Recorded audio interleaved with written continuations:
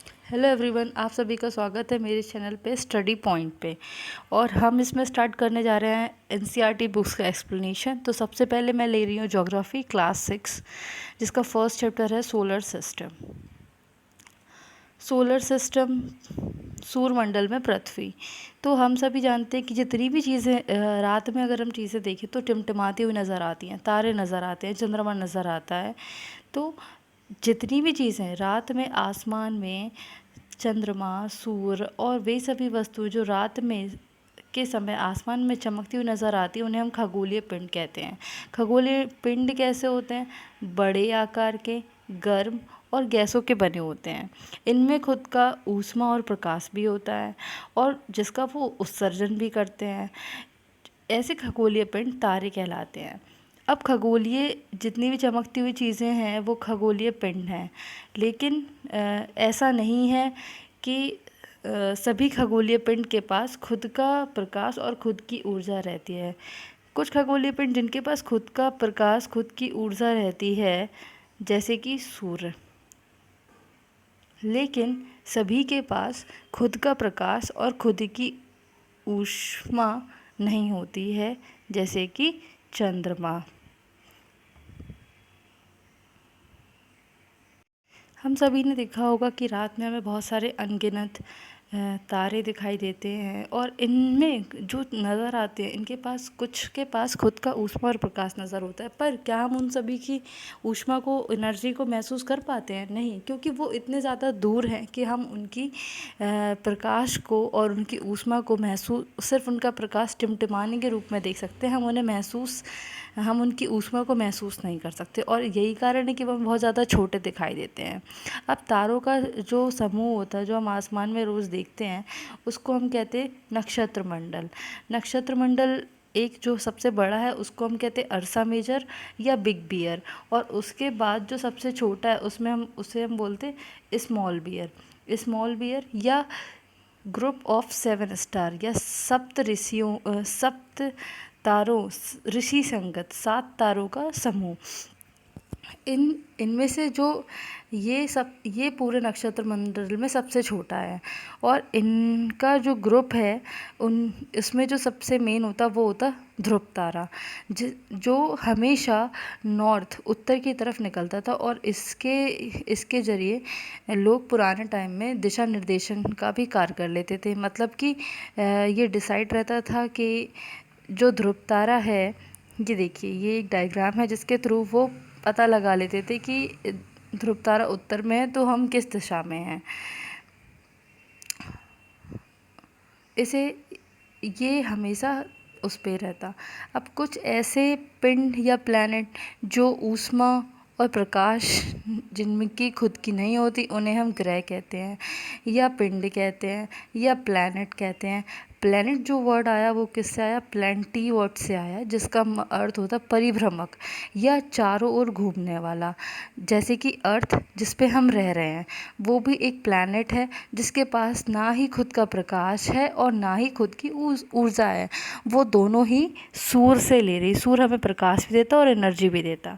हमारे पास कुछ नहीं है अर्थ के पास। अब जो पृथ्वी है वो सबसे नज़दीक तारा है सूर्य का।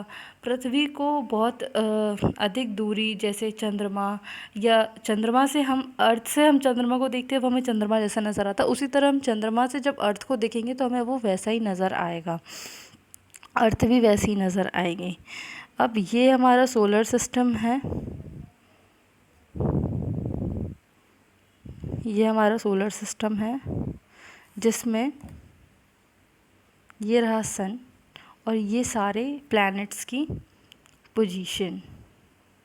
सबसे पहले है मरकरी, मतलब कि बुध। उसके बाद है बुध, उसके बाद है शुक्र, उसके बाद है पृथ्वी, उसके बाद है मंगल और बृहस्पति, फिर शनि और उसके बाद यूरेनस, फिर नेपच्यून। अब सबसे पहले जो है बुध। बुध का जो एक जो वो सूर्य के चारों तरफ चक्कर लगाता वो लगाता 88 डेज़ में। और जो जितने भी ग्रह हैं वो दो तरीके से चक्कर लगाते, एक सूर्य के चारों तरफ और एक अपनी ही अक्ष की धुरी पे घूमना, मतलब कि जिस पोजीशन पे वो है वहीं घूमना। जैसे कि पृथ्वी अपनी अक्ष की धुरी में एक दिन में घूम जाती है, लेकिन सूर्य के चारों ओर का एक चक्कर वो 365 डेज़ में लगाती है। तो उसी तरह ये बाकी सारे ग्रहों का है। तो इसमें जो सबसे पहले आता है शुक्र का जो शुक्र है वो 88 डेज़ में सूर्य के चारों तरफ चक्कर लगाता और 59 डेज़ में अपनी ही अक्ष के परितः घूम पाता है। उसके बाद ये मैंने बुध का बताया। अब आते हैं हम शुक्र में। शुक्र का जो टाइमिंग है, शुक्र है वो घूमता 255 डेज़ में सूर्य के चारों ओर और अपनी अक्ष के परितः पे घूमता वो 243 में। ठीक है।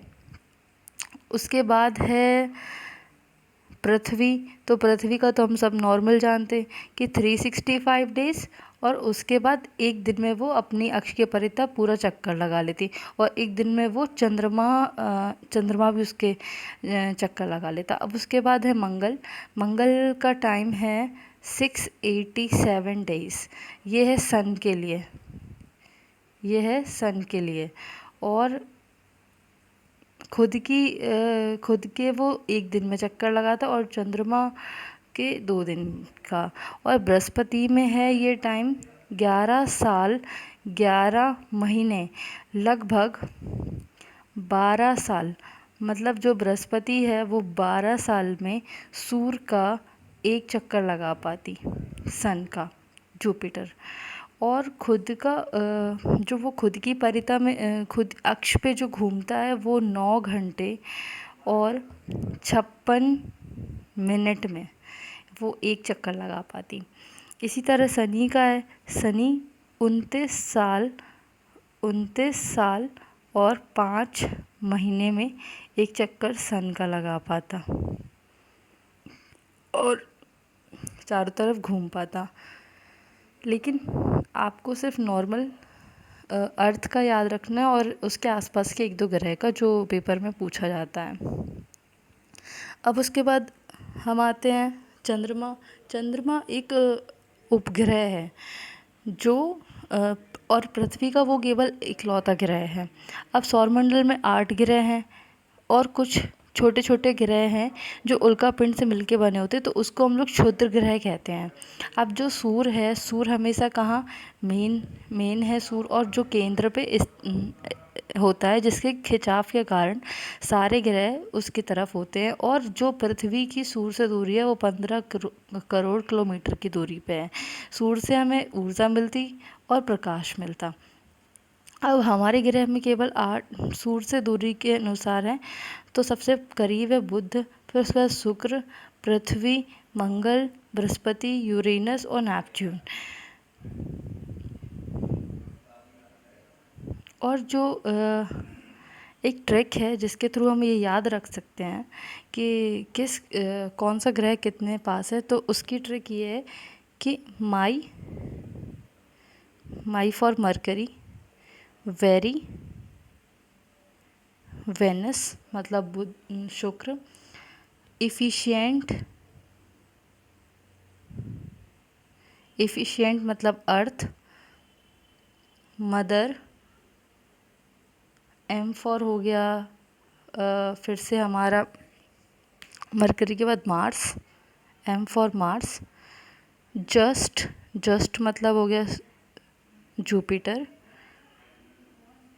Surf, Saturn, us, Uranus, nuts, Neptune. तो ये ट्रिक आप लोग नोट डाउन कर सकते हैं। इस ट्रिक से हम इनकी सीक्वेंस को याद रख सकते हैं कि अर्थ से कितने कितने दूरी पर हैं। अब उसके बाद ये जो प्लूटो था इसको अब ग्रह नहीं माना जाता। उसके बाद है पृथ्वी पृथ्वी जो है, पहले हम लोग इसको गोल मानते थे, लेकिन काफ़ी स्टडीज़ के बाद ये पता चला कि पृथ्वी जो है वो पूरी गोल है, लेकिन एक जगह से थोड़ी सी छपटी है। तो इसको जो हमने शेप का नाम दिया है वो नाम दिया है जियोइड, और हिंदी में हम लोग इसे बोलते भू आप, मतलब पृथ्वी के समान आकार, क्योंकि वो थोड़ी सी चपटी है। पृथ्वी पृथ्वी एक अनुकूल परिस्थिति दिखाती है, मतलब वो सन से ना तो बहुत ज़्यादा दूर है। अगर दूर होती तो आप सोचिए क्या होता, अगर वो बहुत ज़्यादा दूर होती तो जैसे कि बाकी ग्रह हैं उनमें भी केवल बर्फ़ ही बर्फ़ है, तो पृथ्वी में बर्फ़ होती। अगर वो बहुत ज़्यादा पास होती तो हम सब लोगों का जीवन वहाँ पे नहीं हो पाता, क्योंकि बहुत ज़्यादा सूर्य की किरणें होती हैं और सब जल जाता। तो पृथ्वी जो है एक मीडियम दूरी पे है, कि ना ज़्यादा दूर ना ज़्यादा पास, और तो उसमें ऑक्सीजन है, वाटर है, हवा है, पानी है। तो इन चीज़ों की वजह से हमारा जीवन, हमारी लाइफ पृथ्वी पे सम संपन्न है, तरीके से चल पा रही है। अंतरिक्ष में नीले, और ये अंतरिक्ष में नीले रंग की दिखाई देती है क्योंकि इसमें सबसे ज़्यादा पानी है, इसलिए इसको नीला ग्रह भी कहते हैं। अब उसके बाद है चंद्रमा। चंद्रमा का हमें पता है कि पृथ्वी का एकमात्र उपग्रह अगर कोई है तो वो है चंद्रमा, जो पृथ्वी के व्यास के 1/4 है, मतलब 1/4 है। और और इसकी जो, ये हमसे कम से कम 384 किलोमीटर दूर है। अब पृथ्वी से इतने दूर है, और कुछ सैटेलाइट्स होती।